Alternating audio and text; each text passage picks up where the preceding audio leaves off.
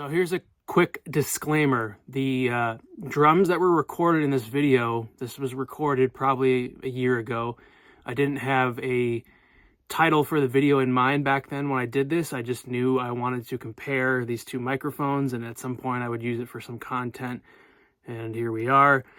So as you can see, whatever it is that I titled the video, the point of this is kind of like dynamics versus condensers on toms. Even though we're only showing one dynamic versus one condenser, I've been doing this for about 10 years, and everything that I saw from this recording and this video through the process was pretty much true to like any dynamic versus condenser. There's some general overall things. You're getting more sensitivity, more bleed, and more quote-unquote natural sounding tone with the condenser, and with the dynamic it's just a little slower, a little less detailed, and a little duller. So there's not going to be like, a full drum mix in here. I'm not going to show you a noise gate and looking at like which one is better with a gate. We're just going to look at the close mic'd signals from the toms through the two mics, listen to some bleed, and what's the other thing? We're going to have some fun with Ozone 9's Match EQ. I'm not going to show you the process of doing it, but I'm going to show you the result. So hopefully this is helpful. If not,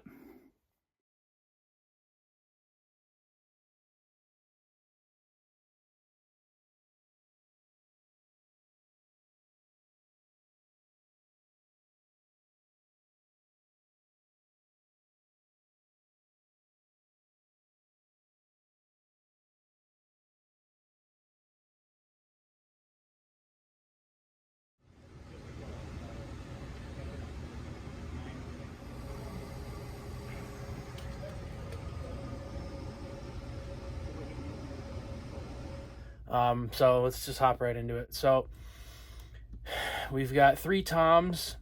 I can show you the drum kit real quick. So this is the drum kit.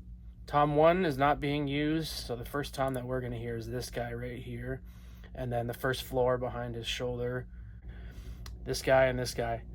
This is pretty darn accurate to exactly how this kit was when I did the comparison.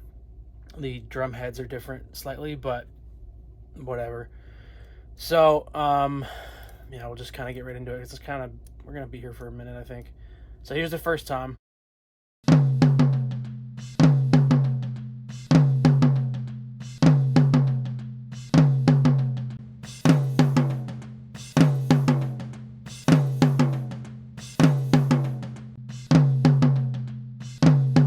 Now, something I thought would be interesting was to throw on a duplicate of each of these and use Ozone's Match EQ to try and make one sound like the other. So here's a regular 604, and then I'm going to go and listen to a 604 that's been EQ'd to sound like the DPA. Just watch where the mouse is going. It's pretty self-explanatory.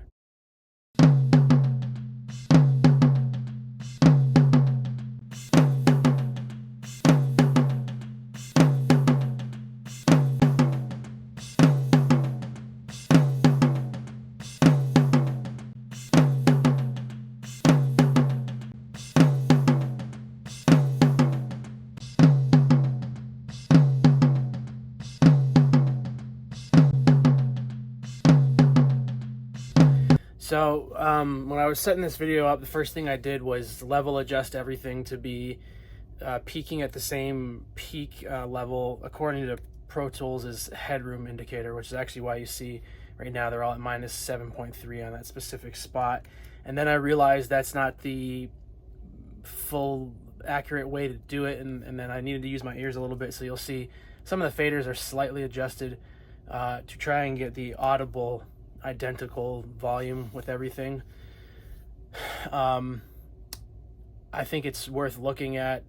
Well, I'll just mention it before I move on, but like even with these sort of EQ matched, which I know this is a weird comparison and this is strange what I'm doing, but I don't know, I like to do shit like this, so deal with it.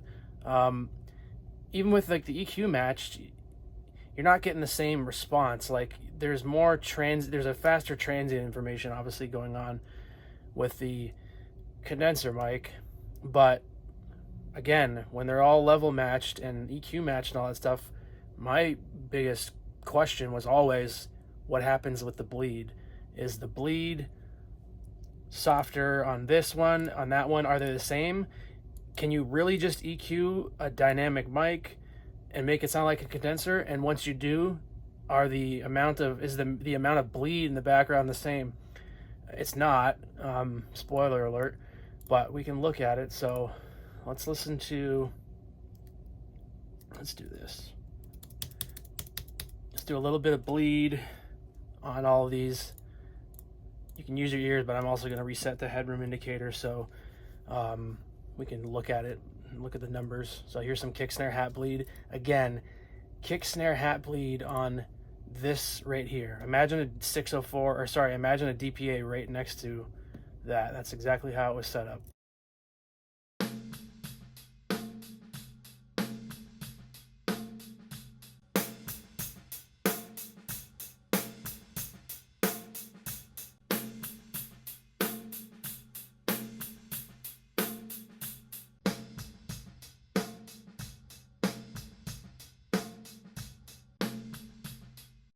You can draw your own opinions there, but according to these numbers, the dynamic mic is always going to have less bleed, which I'm pretty sure I can hear too. If I'm being honest, right now I have my monitors very quiet because I'm recording this voice and video stuff, and I haven't actually listened to this since last night, but I can remember pretty well what I heard last night. So there's that first tom, a little bit of kick, snare, hat bleed. Another thing close to that tom is the ride and the Z-bell, so we can listen to some of that bleed as well. See if I can make this nice and musical. Cool. Why don't we reset these again just for fun?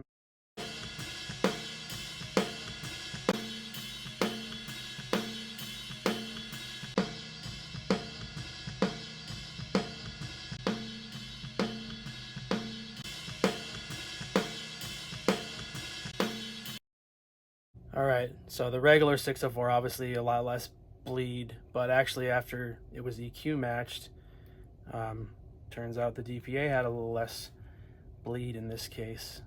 0.3 of a dB, and I think, I have video of where I put the mics, but I think that 0.3 of a dB might be the fact that the DPA is on this side, which is part of it's being blocked from this, so maybe it's about equal parts. I don't know when the EQ match is done, but as far as the raw mics, obviously the dynamic has less bleed. We don't really need to listen to the Z-bell. It's the same location. It's going to make the video too long. We can move on to the first floor tom. Again, it's that guy right there.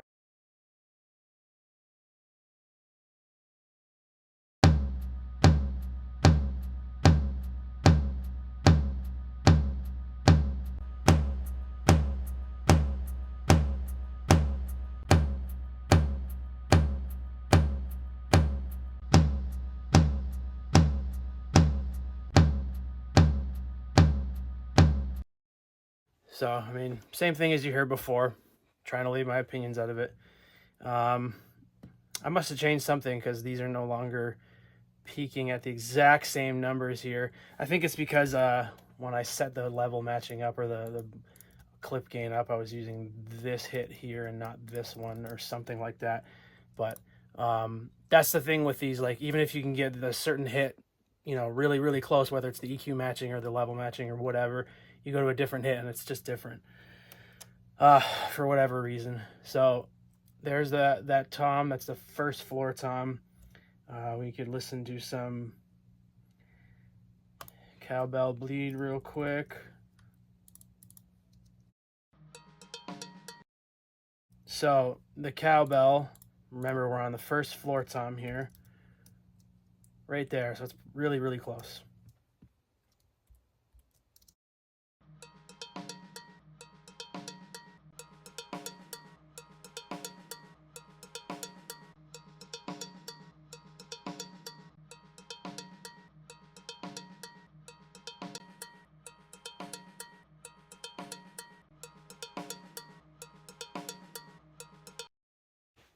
Okay. Stage right hi-hat bleed. Hat right there, same sort of location.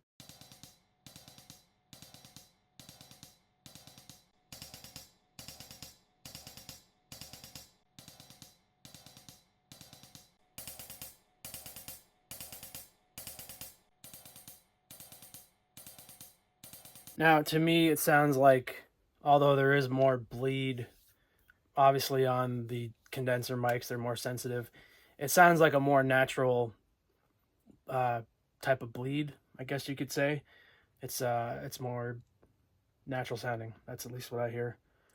We can listen to some ride bleed as well on those.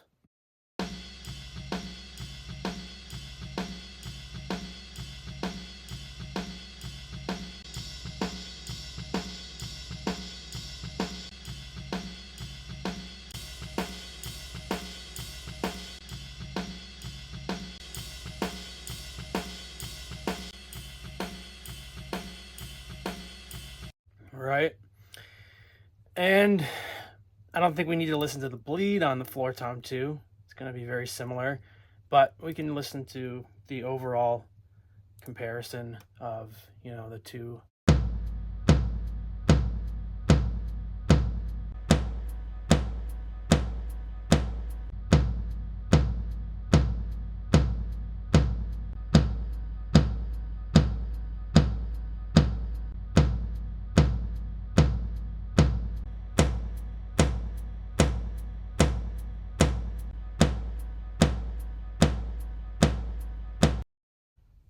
So, I mean, I don't know, I guess you got to just make your decision as to whether you need a finished product sound from your close mic, or if you're okay with achieving the overall sound you need through, you know, the blending of your overheads and your close mics and all that stuff. I mean, even your spot mic on your ride and your hi-hat, everything all, you know, is working together. So, I think my conclusion from a technical standpoint is you're going to get about 3 dB more bleed from this particular mic against this particular mic. I don't know about other condensers and dynamics, but you're going to get 3 dB more bleed from the DPA here once you've level matched. Not talking about the tone match stuff. That's pretty unrealistic. Just so you can look at it, just so you know how much EQ is being done here. In order to make a 604 sound like the DPA, this is what's being done. That white line. I can turn it down so you can kind of see where it's going, but that's what's going on. So you're going to get 3 dB more bleed before doing any of this weird tone matching stuff, just level matching the hits. If you are living in some kind of crazy world where you're able to tone match them, I don't know why you would, but for the record, it looks like there's still about 1 to 2 dB more of bleed on the condenser, even after you've taken the condenser and dulled it down to sound like a dynamic. But you do get a more natural, just an overall more natural sound out of that mic, I think. I mean, it's like the proximity effect affects the condensers less or something. Hopefully you got something out of that. I can really quickly just go through these again and just compare apples to apples.